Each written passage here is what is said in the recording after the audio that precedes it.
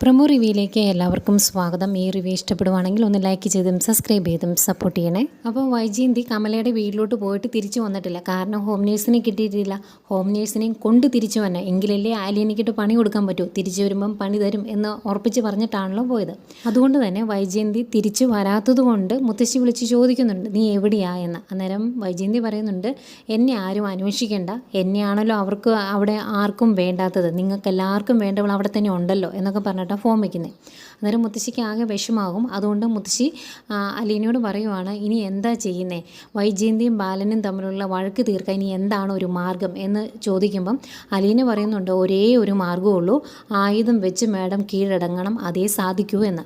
ഈ സമയം കമലയും വൈജയന്തിയും സംസാരിക്കുന്നുണ്ട് കേട്ടോ. അന്നേരം കമലയ്ക്ക് ഇവരുടെ ജീവിതം നശിച്ചു പോകുന്നതിൽ വലിയ സങ്കടമൊന്നുമില്ല, മനസ്സിൽ ഉള്ളുകൊണ്ട് സന്തോഷമാണ് താനും. അതുകൊണ്ട് വൈജയന്തി ഒന്ന് കുത്താനാന്ന് തോന്നുന്നു പറയുവാണ്, അതിന് നിന്നെ ബാലന് വേണ്ടല്ലോ എന്ന്. അന്നേരം വൈജയന്തി പറയുന്നുണ്ട്, എനിക്ക് വേണ്ടി എൻ്റെ മക്കൾ സംസാരിക്കും, ഞാനത് അവരോട് പറഞ്ഞിട്ടുണ്ട് എന്ന്. പറഞ്ഞതുപോലെ തന്നെ വൈജയന്തി വീട്ടിലോട്ട് തിരിച്ചു വരുന്നത് ഹോം നേഴ്സിനെയും കൊണ്ടാണ്. എന്നിട്ട് മുത്തശ്ശിയെ കൊണ്ട് പരിചയപ്പെടുത്തി കൊടുക്കുവാണ്, ഇതാണ് പുതിയ ഹോം നേഴ്സ്, അമ്മയെ നോക്കാനുള്ളതാണ് എന്ന്.